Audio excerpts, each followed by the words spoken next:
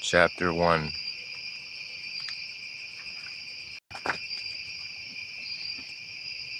The open blue sky unwinds cigarette smoke from Jesse's lips while he drifts a gaze over the dreary lineup of cars parked outside, marking the asphalt boundary of his family's home. It was a familiar outdoor perch. He'd drowned the noise of the neighborhood with a cheap pair of headphones. The belligerent neighborhood children dashing yard to yard mindlessly, the occasional dog walking a person, and always the back and forth of an old wailing vehicle motor or two, or three, making their rounds from squeezed porch to squeezed porch. This was the typical day and hum in the neighborhood, or more like a glass jar full of nails kind of hum. Daylight, darkness, weekend or weekday, almost no difference. The break and the smoke for Jesse seemed, ironically, the only breath of fresh air he'd have, giving him the time to gather what sanity remained, having found this little concrete step, a spot of square foot reprieve from his life inside the house. The pop-up card-like assembly of drywall was almost mockingly called a townhome by the conglomerate housing company Jesse's parents had been renting it from. Neither in town nor a home it was, and felt like a kind of daily suffocation. The outdoors, however interchangeably bleak or chaotic or noisy, was yet more than the inside, and, at the very least, an open sky ready to receive his eye, filled with fanciful thoughts of independence to paint upon. Jesse would spend the better part of an hour or more every day on this porch amusing himself and imagining himself the character of some old guy lighting up a corncob pipe in the thick of Appalachia, laying back on Meemaw's old rocker, and killing time with sips of lemonade and a nice book. The immersion of the music, the cigarette, were features of an escape he didn't want to leave, and from which only the relentless hand of reality could, and inevitably would, drag him from. Suddenly, Jesse's playlist got interrupted with a ding from his phone. His buddy Troy texted him, spanning over his screen. As per Troy, he was already at his place, waiting on the other side of the house. Jesse dropped the half-spent cigarette onto the concrete of the porch and executed the glowing cherry with the sole of his boot. He gained a good hustle around the building, dodging dog piles, leaping over graveyards of abandoned tricycles and wiffle balls, hiding in the unkempt lawns. "Hurry up, fucker," Troy shouted from the driver's window of his sedan. He was cracking a smirk from some lazily hanging aviator glasses, waiting in the front side of the house in the parking lot. Not one to be alone, Troy always had an entourage of changing faces, usually someone he'd pick up from his work or a longtime friend. Jesse barreled into the car, never minding the blasting stereo. His boots crashed against a bunch of aluminum cans, plastic wrappers, and God knows how many fossilized French fries lying against the floor of the car's front seat, waiting more or less vacant for him. The dank smell of weed smacked Jesse across the face immediately, as Troy's car peeled away. "Where are we headed?" Jesse asked, casting his voice over the music. "I don't know," Troy shrugged. "We were thinking of dropping it at Luke's. We're gonna hit the liquor store first." Jesse felt some knees pressing against his back through the seat from behind. Troy kept his seats nearly to the reclining level of a Persian hookah lounge, leaving one's sight nearly not much over the dashboard. The guy in the back leaned his head out and opened the window, whipping the air right behind Jesse's ear, and began pushing billows of vapor into the vanishing town scenery. Jesse popped his seat up a few notches. "You good?" He barely turned his neck to ask. There was a faint affirmative grumble. "So how's it been at Mommy's?" Troy teased a bit, balancing a cigarette between his lips. "It's whatever." "Don't worry, bud, it won't be long." Jesse rolled his eyes. "Seriously, though," Troy went on, I was thinking we should try to pull up some cash to make a down payment. There's this alright place on Freeman Street. Hell yeah, Jesse pinged back, scrambling for his own pack of smokes. Good luck getting enough, though. Rent's bananas everywhere. Yeah, the owner seems pretty legit, though, Troy added, and I figured it'd be a good place because it's not far from PRCC, for you. It wasn't long before Troy recklessly heaved the old rectangle car over the entrance of a parking lot. The traffic cops in this town and Troy knew each other on a first-name basis. One could be forgiven for believing they'd all just landed on the surface of the moon, which probably had fewer craters than the beaten asphalt of this mom-and-pop shop. It was a convenience store known locally as Stymax and had been around since forever. The owners, and the store's namesake, were an elderly couple who could trace their ancestry to the maritime founders and beaver trappers of the guy's hometown, called Port Ridge, a woodland bumpkin settlement turned dream destination for well-to-do yuppie couples from both within and out of state, nestled in the rich forests on the Michigan's northwest Lower Peninsula, not too far inland the Great Lake.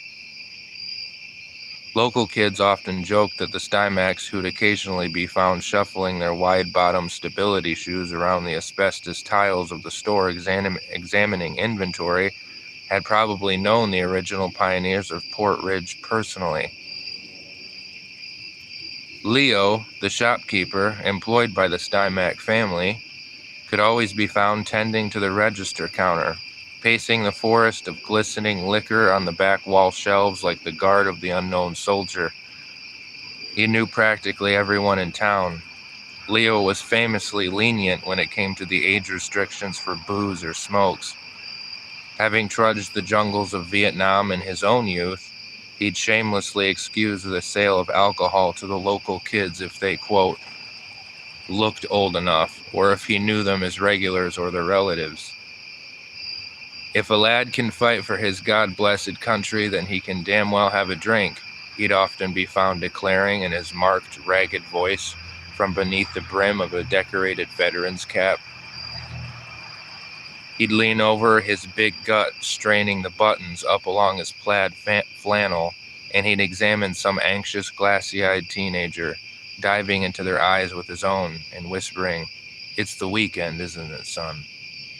before tagging his own ID on the register, bypassing the law. "What's your poison, Jess?" Troy asked, swinging into a stunningly crooked parking job along Stymax's ragged lot. Jesse was never much in the mood for alcohol and actually found it pretty repulsive, but he knew the rights. "Seltzer, I guess," he said.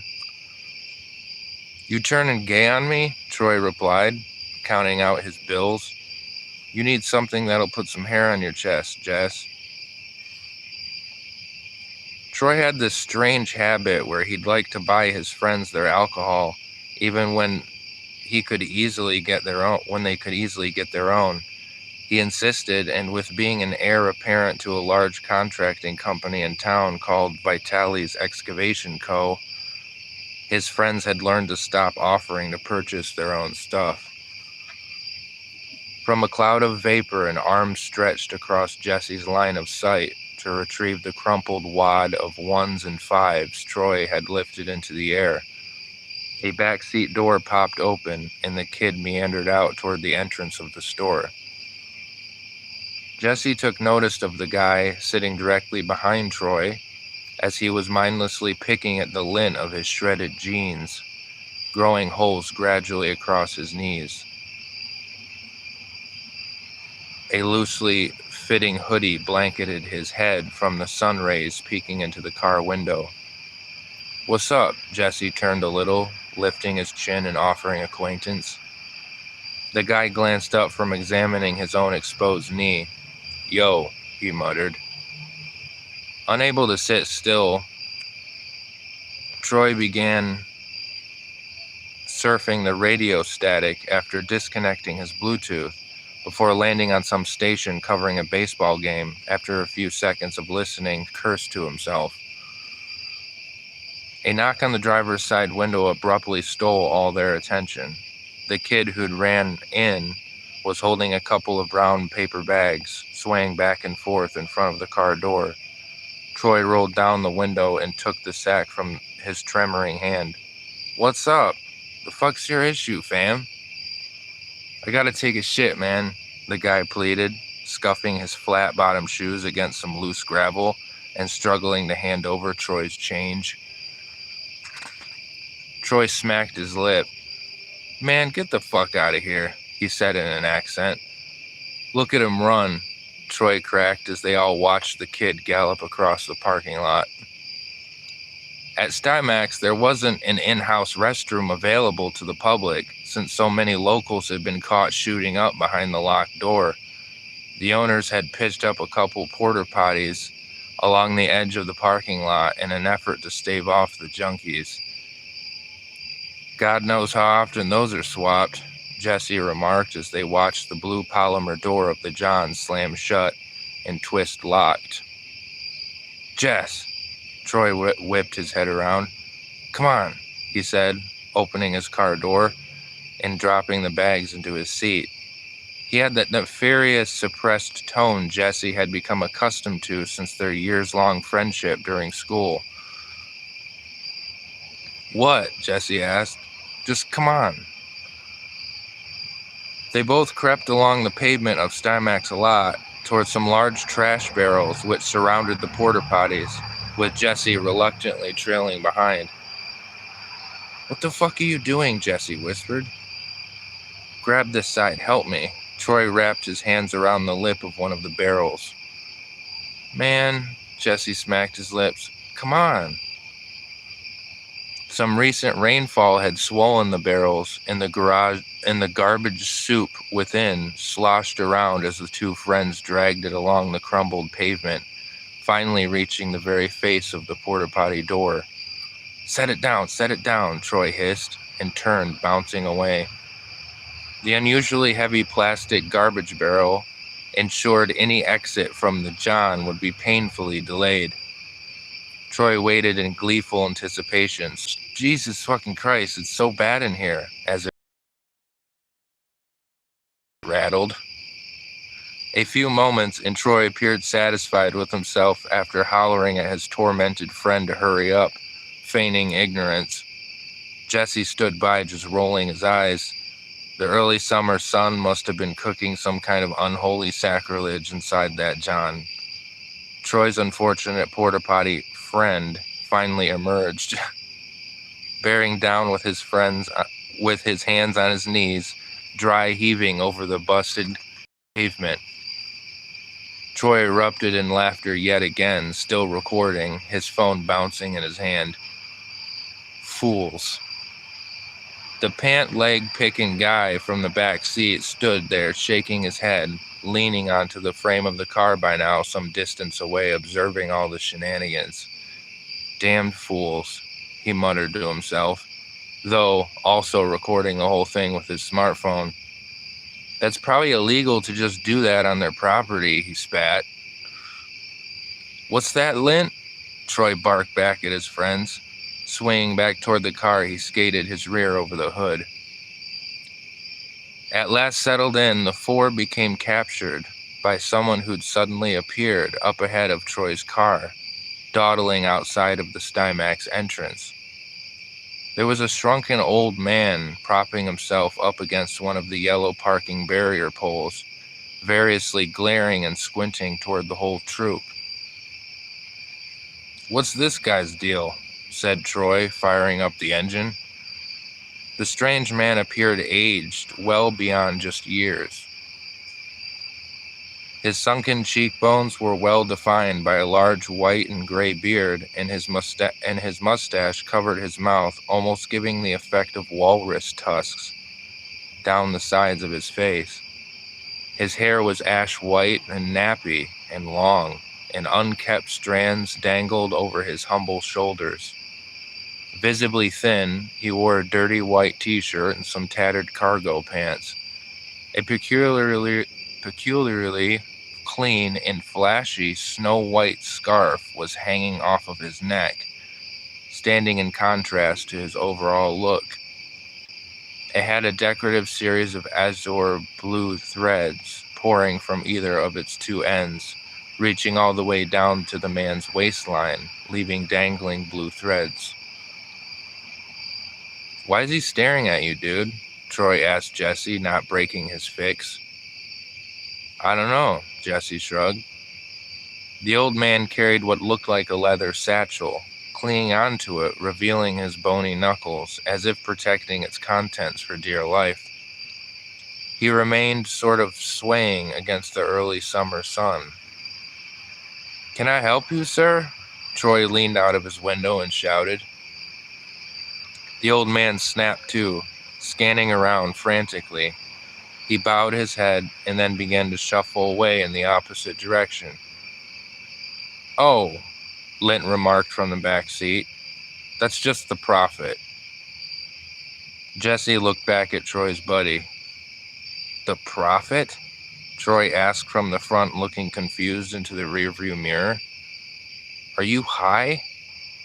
"Well, yes, but," Lint replied. "No, but you guys don't know about the prophet?" "I'm sure you'll tell us." Troy fastened his seatbelt, rolling his eyes. The gang winded around the bend of the shop and headed toward the street. By now, the prophet had made it some yards down the sidewalk leading away from Stymax, meekly hobbling along. "Homeboy moves like a fucking turtle," commented Troy as they all barreled down the road, blazing past him.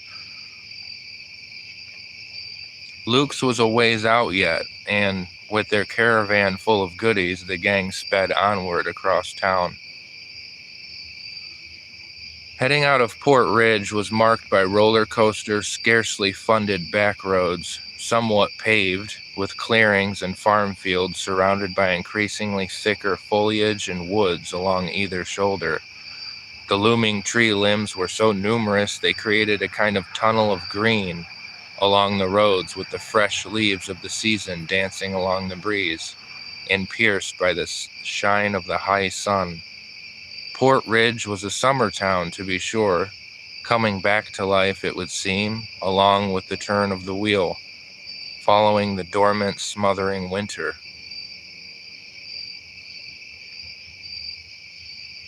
Thousands of tourists, both within and out of state, would come up to check out an array of snug campgrounds which dotted this share of Lake Michigan's long coastline. What with rolling sand dunes to explore, rivers, and romantic lakes to lodge into immortal memory. Though winters were mercilessly windy, autumns here were sights to behold of amber and vibrant red and happy yellow, as the colder season began to grip the land, serving as a kind of allure, the Great Mother's generous embrace and artistic display before her icy campaign not long enough held back. Troy was fond of the zero-G mini flights his car would take, conquering every hump along the flow of the road. Stomach in the throat would be what those who'd ride with him would get. His confidence was unparalleled along these ways, being a local boy and having all the cosmopolitan seasoning of a medieval European peasant. "Damn, son," Troy rolled down his window, "you smell like a fucking swamp," he said, referring to the unfortunate friend they'd earlier subjected to locking into the porta potty. Troy reached into the top of the car's dashboard and fished out a cigar, which had been sitting there baking for a while into a dry crisp. "Let's get some of this cherry up in here," he said, biting down on the plastic tip.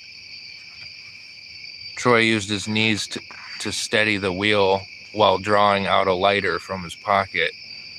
A cloud of sweet-smelling smoke formed an atmosphere around his head, quickly slurped away by the mouth of the cracked window, the car bumping along at unnerving speed. "Lint," Troy shouted over the bellowing air, "you were going to tell us about the prophet." Lint, one of Troy's buddies, whose real name was Brandon, was comfortably slouched with his legs squared behind the driver, his shoe nearly dangling out the opened window, silently browsing his smartphone. He popped his head up. "Oh, he's just some guy," he dismissed. "Lint," pushed Troy, belching out more of the musty cherry haze from the cigar. Letting out a sigh, Lint locked his phone and slipped it into his pocket. Sending his typically indifferent tone over the blaring draft of the wind, he explained. "There's this old hobo guy that's always walking back and forth around Stymax. I don't know. The kids say he, talks to himself. He says he talks to ghosts and God or some shit."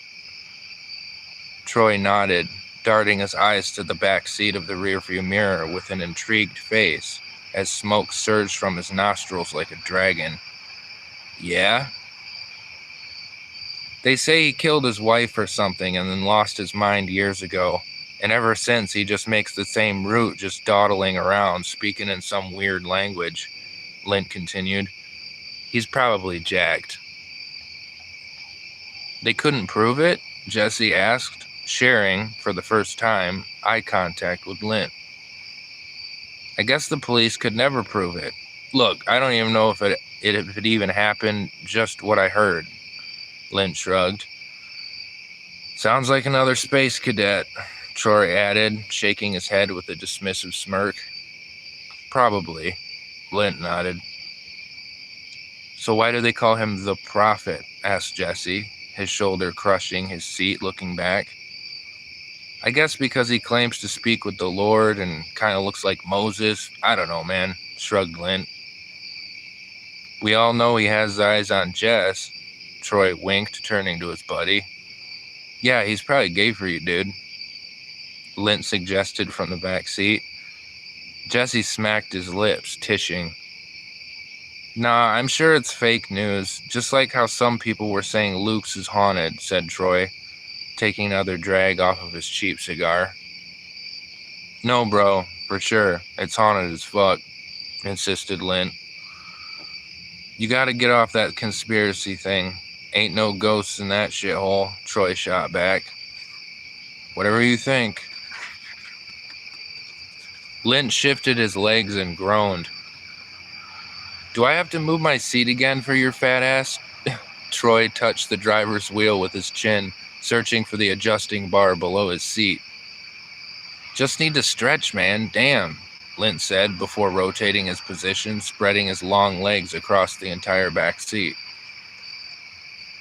The shoulder of gravel along the side of the road began to hang further and further out, eventually opening into a broad circle as the sedan drifted in. This was Luke's, the boys were referring to. 2 concrete posts marked a gap in the thick of some lazy shrubs ahead as the sedan chewed along the gravel opening, leaving the road behind.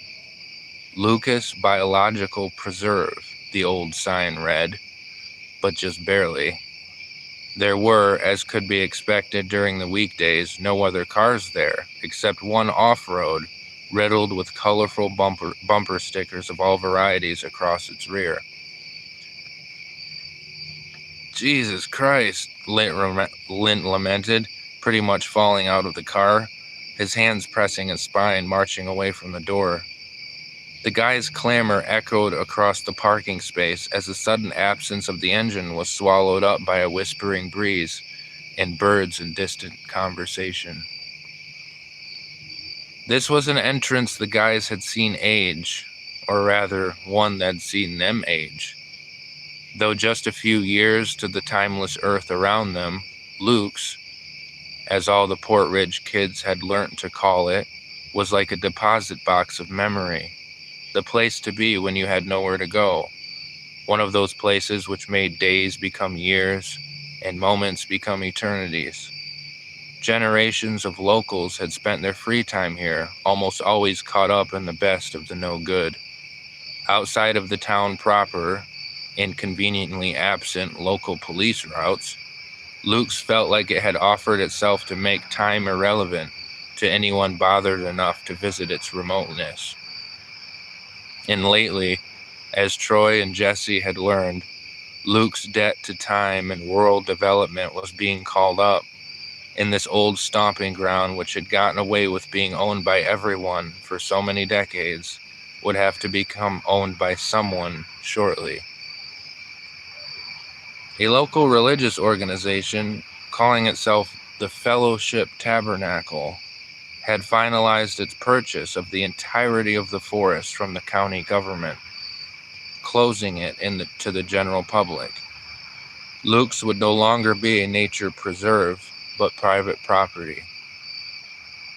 In a way, the guys themselves felt, though of course never saying so, that their own individual lives are being called to answer to the same relentless collector of pastimes and fun as the woods before them.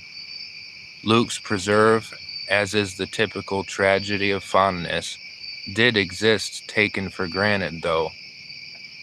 Junk, debris of every kind spanning decades appeared as naturally a part of the forest floor as the fallen leaves here. An obscene image here or there carved into many a pitiable tree trunk, a penis, a swastika, or the initials of some brief, long-forgotten romance. Butts of cigarettes along the ground were practically perennials, and bottles as old as Beatlemania of glass and plastic dotted the place. Luke's, officially designated as a preserve and publicly funded, sadly proved an ironic title, given it had indeed succeeded in preservation, though not of natural beauty only, but more like that of a museum of memories, shed in garbage. The guys attended to their usual meander and gab as they'd done together and in separate association for years. A fallen tree, a stump, taking anything as a seat, and flowing along the worn dirt trails within the forest, kicking leaves and sticks along the way and cracking jokes. Not too deep into the woods, Lint revealed to the group a crumpled up plastic baggie and the key to the allure of this kind of isolation. Inside was a fat blunt he'd rolled up just for this occasion. He lit it and walked it over to Troy, who was hooting in anticipation. "Appreciate it," he puckered. The smoldering pillar eventually found its way between Jesse's fingers as the group had settled beneath some bystanding limbs. Jesse took one drag too long, smoke peeling the inside of his lungs like a tangerine, and he nearly vomited. "I'm not feeling it," Jesse declared to the group, spitting on the moss caught between his shoes. "Oh, you fucking will," Troy replied. "This is spicy. I grew it myself." All of a sudden, it seemed as if Jesse had just felt Troy's voice go directly into his ears, and not just toward him, in spite of their distance. After some moments Jesse wouldn't have been able to account for, he was seized by the image of an invisible hook from the sky plunging into his scalp, nabbing at his head like a hungry fisherman sitting in the clouds, reeling delightfully at a catch. "Fuck," Jesse slobbered, gripping his knees now. "That's the shit," Jesse could hear Troy singing. Jesse's mind began to churn and to surface tiny ants underneath every leaf caught on the ground at his feet, just teeming about. He began to meticulously count them all, one by one, examining the ground, his chest caught between his kneecaps now. "We're at Luke's, dude." Someone's voice smacked Jesse across the cheek. He cackled to himself. "Yo, that was probably too much, dude," a mumbling wildflower said to Jesse's stare. "You see me yet?" Another voice sprang from a grinning flower. "Of course I fucking see you, man." Jesse peered into the yellow face. The squishy noise of bog muck belched up his shoes and bootcut jeans. "You're fucking right there." He stroked the little yellow flower's petals gently. There was some general chuckling all around. "Jess, I think, yeah, He took too much at once. Who the fuck are you talking to, bro? Troy's voice swirled around his friend's head. Guys, Jesse felt like he was yelling into a pillow. You good, dude? Lint said. Yeah, Jesse got up, letting a red hoodie help him. Bro, it's heavy stuff. I'm sorry I should have told you. This ain't stuff from your local wood shop, bro. Lint giggled. I think he's gonna spill it, Troy said from what might as well have been from nowhere. Luke's wood, bro, Lint reiterated between Jesse's hacks, and trails of saliva began meeting the earth. Troy's voice and the sound of his boots grew closer till Jesse could practically smell his breath. That's what he gets for taking a drag as long as my cock. That's actually pretty fucking small, man. Just saying, Lint clapped back from afar mockingly. Well, I measure my cock in metric, just so you know. Doesn't make it any bigger, you fucking idiot, Lint replied. Gripping his stomach, Jesse blurted, That wasn't just fucking weed, was it? Yeah, no, it's weed for sure. It's just a little, modified, admitted Lint. It's that sunshine, Troy hollered. How long have we been here? Jesse finally gathered himself to ask.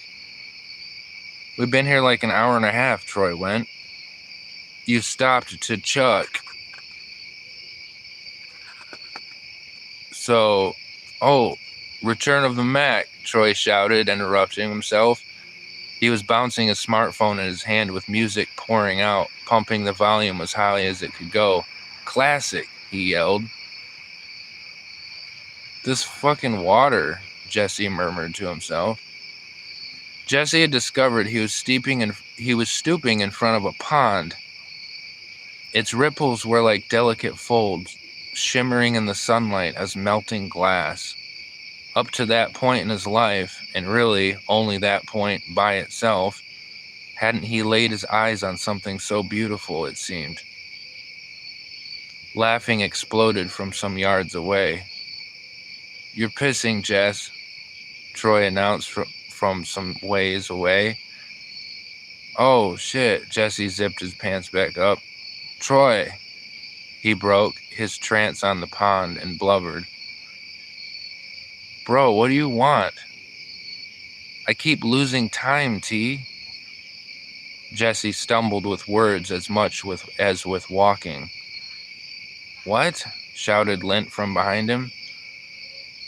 Lint and Troy were exchanging video clips on their phones, offering as much laughter as mockery as what they were watching on the little screens.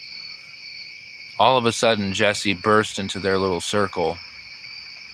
I just saw an alligator, I swear to God, he shrieked, tucking in his shirt. What? Troy spat. A fucking alligator over there in the pond thing. It was looking right at me. I saw the eyes. Troy and Lint shared a glance and a couple of sympathetic smirks. Jess, sighed Troy, there aren't alligators in Michigan. Also, put your dick away. Jesse shot his eyes down to his crotch. He'd forgotten to buckle his belt. Oh shit, Lint said. My sister just texted me about some bad accident off the bridge on 99. Just then, in the distance, there was a loud crack from in between some far-off trees. All three of the guys heard it, and their ears went up in sync like a group of dogs. Low-key, that was 100% a gunshot. Lint's eyes darted back and forth between his friends. What about an accident, Lint? Troy pressed his friend to continue his original story, ignoring the distant interruption. I don't know, just she said everything's backed up. Lint returned to his phone. Jesse held his head between his hands, gasping. Guys, the fucking world is ending. A horrible accident, and now a murder? Calm yourself, Troy waved his cigarette in the air. If that was a gunshot, it sounded like a little pea shooter, probably a 9mm. Somebody just hunting squirrels or something. The guys finally made it around to a clearing in the woods. Saplings popped up in the center as if some kind of tree daycare where the elder trees formed a ring around their young, looming overhead. Lint abruptly paused in his tracks, sort of trailing behind the other two. Troy and Jesse left him when they began to hear shuffling on the ground and reared each of their necks in order to look. "Yo," Lint called to his friends. "What is it?" said Troy and Jesse at once. Lint threw off the hood over his head, and, kneeling, he began to dig at the earth below. "Bro, there's clothes here," he observed. Troy brushed past Jesse, retracing their steps along the messy path. "What are you talking about?" He loomed over his buddy. Lynn unfurled what looked like a red polka dot cloth and stretched the tattered, filthy fabric into the air, with clumps of debris falling off of it. Troy swiped the cloth away from his hand and, as was typically primal of him, began to sniff it. "There's fucking shoes in here too," exclaimed Lynn, brushing aside some more debris from the forest floor. When some initial layers of fabric were peeled back, they revealed a pair of black high heels, filled mostly with sand. Just beneath the surface of loose brush and dirt, there was a layer of what looked like plastic, clearly weathered into paper-like quality by the passage of many suns, almost to the consistency of phyllo dough. Lint took one of the shoes up to his face and shook it, and a balled-up sock fell out. Spattered in a dark brown, crusty substance, he leaped back from the wad. "That's fucking blood, bro." The ground underlying the material was distinctively loose and mushy. Troy, hovering over his stooped friend, fed one of his steel-toed boots into the ground Lint had been digging at, and it sank in easily. He cocked his head in thinking. Yeah, that's a body," Jesse concluded, standing by. Troy tished. "It's probably just a crackhead's camping spot, and that's his cum rag stuffed in a lady's shoe." Lint shook his head. "Fucking magnificent work, detective," he said sarcastically, twisting his neck to glance at Troy above. Troy began kicking leaves back onto the spot, puffing on his cigarette. "Wait a sec," Lint thought out loud. Troy and Jesse shared glances before looking at their friend. The prophet. Lint's voice was swallowed into a whisper as his eyes widened. "What you talking about?" Troy laughed, breaking his stare.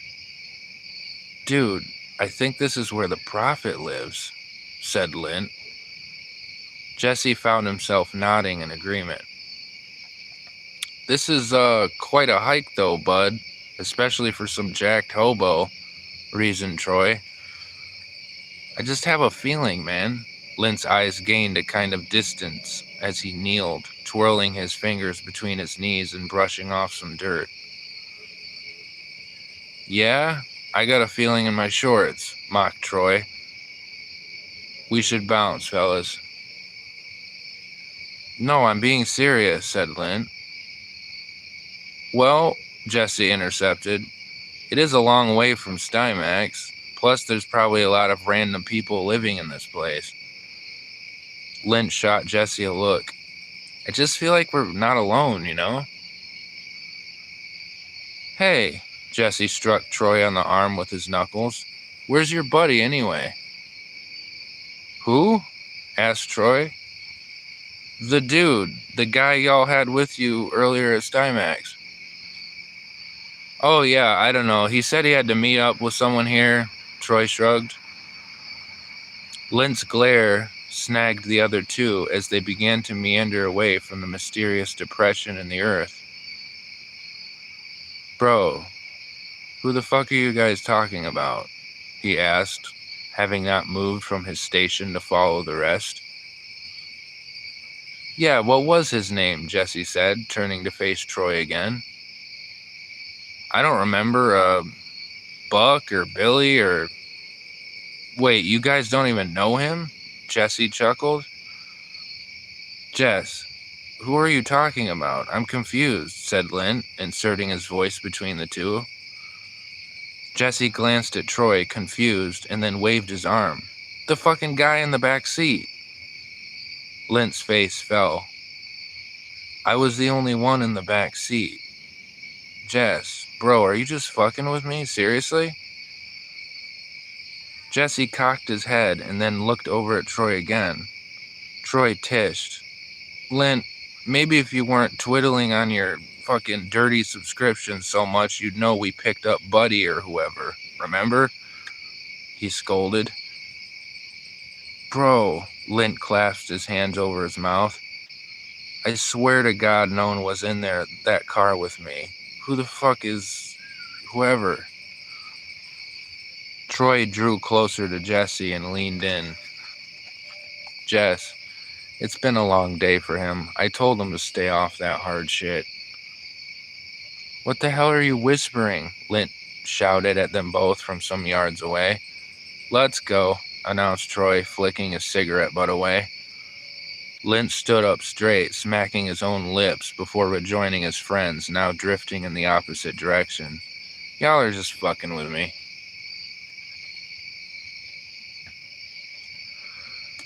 Undoubtedly full of various substances, Troy seemed to defy the laws of physiology and managed pretty well under the circumstances to drive the guys back from Luke's.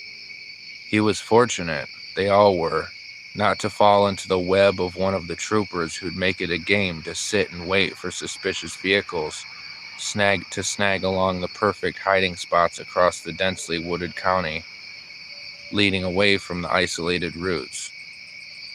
But the police were actually the least of the danger closer to town. Port Ridge had a knack for dubbing several blind corners of road Devil's Corners, having been made over the generations unofficial graveyards, marked by whatever memorial loved ones of the rapidly departed could muster on the spot. Makeshift crosses and teddy bears practically piled up over the decades, one on top of the next. Between the sharp turns, the thick brush, spontaneous deer, and slick gravel, many a promising life had been lost to that king reaper of the youth that is negligence.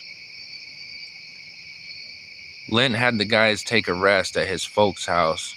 They'd been on vacation for a while, and he treated it like his own bachelor pad. The place had multiple levels and had that kind of luminous stone-faced siding all along the house, and clearly pruned boxwood shrubs, what, quote, upper middle class might be described as. Lint, or Brandon, was definitely of suburbanite stock. The stainless steel refrigerator inside was predictably ripe for pillaging, never vacant, the which Troy, of course, made a beeline for as all the friends all piled into the tiled foyer of Lint's folks' house. Dusk came sooner than counted on by the inebriated bunch. Slumped deep into the sofa, eyes glazed over, not really watching some show of lights across one of Lint's flat screens, Troy shook Jesse's shoulder as he'd just begun to doze.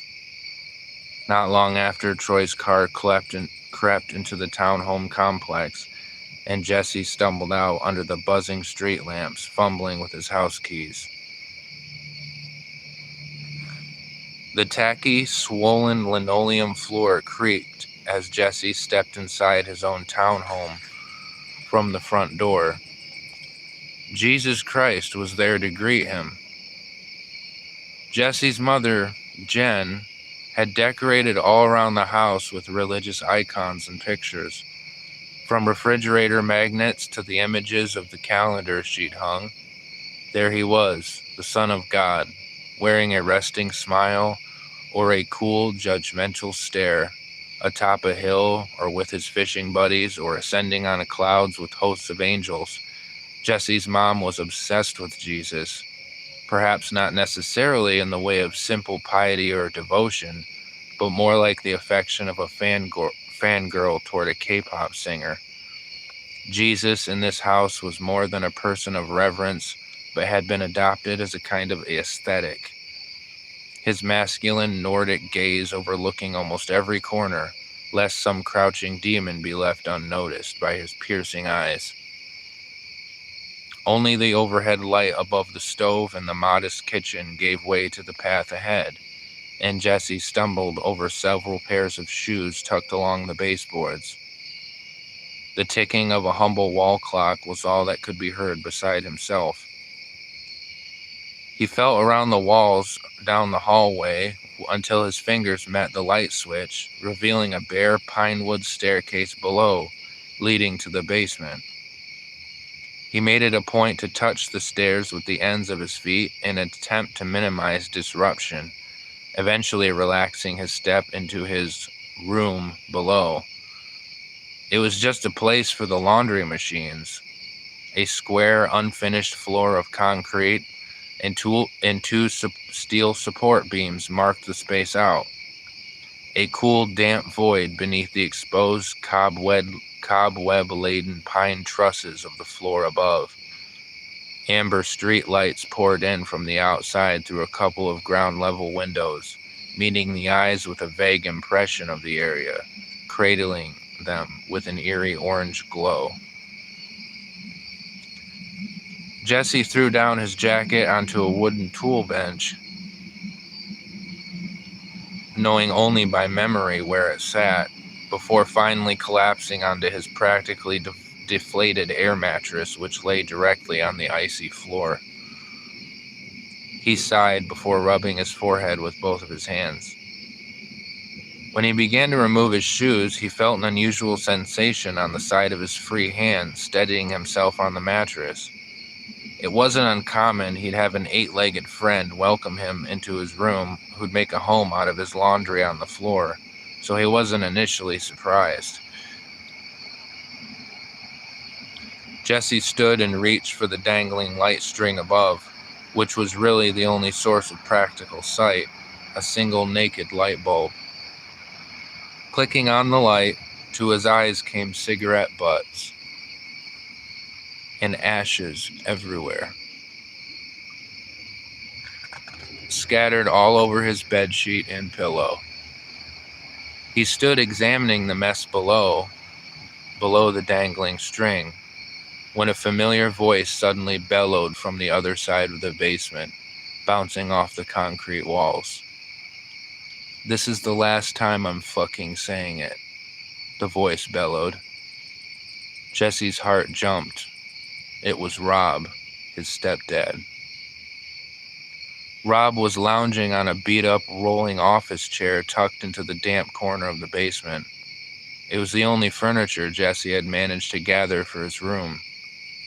Rob's arms were resting above his head in a kind of satisfied arc, there in the shadowy corner, with some slimy yellow gym shorts strangling his oversized gut. He grimaced. Jesse twitched. "I don't know what your fucking malfunction is," Rob continued tersely, "but it'd better stop. Now go outside and pick up the rest of that nasty shit off my porch."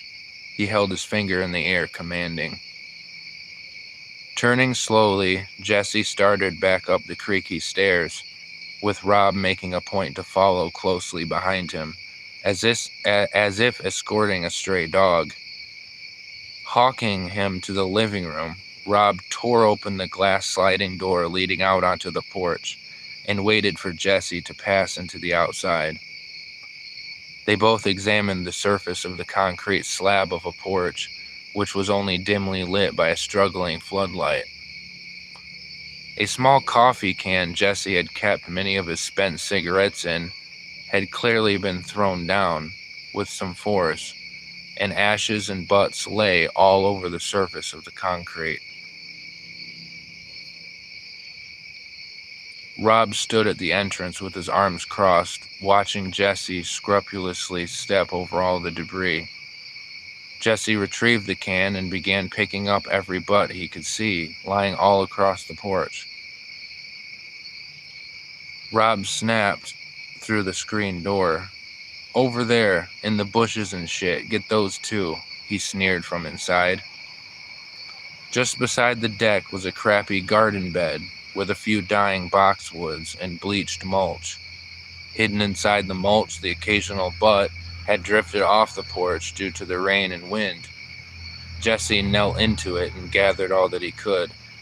In the rustling, some neighborhood dogs became alerted, yelping from inside the other homes. Motion lights here and there over the face of the neighborhood square flicked on as well.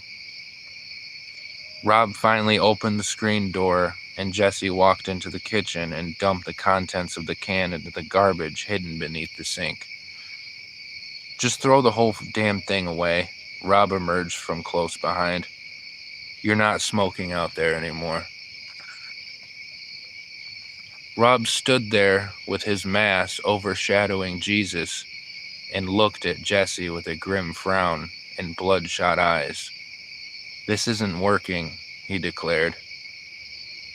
"What do you want me to do?" Jesse snapped, trying to keep his voice low. "I don't want you or your filth fucking up my house. You smoke? You smoke in the parking lot by the dumpsters. I don't give a damn what the temperature outside is or how late it is. You don't smoke around my house, you understand? And if you're out past 10 p.m., I don't give a fuck where you are. You're not here." "I'm locking the door and changing the key," Rob went on. Jesse's eyes began to well up, and he could feel a surge climbing up his gut and blossoming into his throat. "You know what? Fuck you. You think I fucking like being here?" he yelled. Rob's face transformed into a kind of sick delight and then sank back into a frown. "The fuck you just say to me?" Rob said, taking a couple steps forward with his bare feet. He got so close to Jesse he could feel his stinking hot breath. "You want to go outside and settle this like men?" Jesse could feel the lip of the countertop against his back. All of a sudden, a sleepy female voice climbed over Rob's shoulders. "What's going on?" It was Jesse's mom, Jen, rubbing her eyes in the fluorescent kitchen light in a bathrobe. Rob spun around, huffed like a bison, and began waddling toward the living room, spitting curses all the way. Jesse's mom glanced at her son leaning against the counter, and then followed her husband, who'd quickly planted himself onto a squeaky recliner out in the living room. "I'm tired of his shit, Jen. I'm tired of it," Rob hissed. "All he does is mope around, smoke cigarettes, and trash my basement." "Well," tried Jen, "the kid's job ain't shit. By the time I was his age, I was supporting myself working at Stanley's. Matter of fact, I was getting ready for basic. He's a fucking dopey-ass loser." "Robert," Jen sighed. Jesse just stood there, continuing to listen to them discussing him. "He fucking dumped ashes all over my bed," Jesse finally said, now standing over the threshold of his staircase. "You did what?" Jen's struggling voice snapped certain. Rob halted his incessant cursing. "I'm tired of the garbage on my porch and this fucking trash in my house, Jen. I'm done." "Honey, I just washed those sheets," Jen lamented. Jesse clobbered down the steps back into his room, the light string dangling above. He began smacking away the remnant ashes which peppered his bed and pillows. He collapsed onto the deflated balloon of a mattress, burying his face into his hands. It was Wednesday.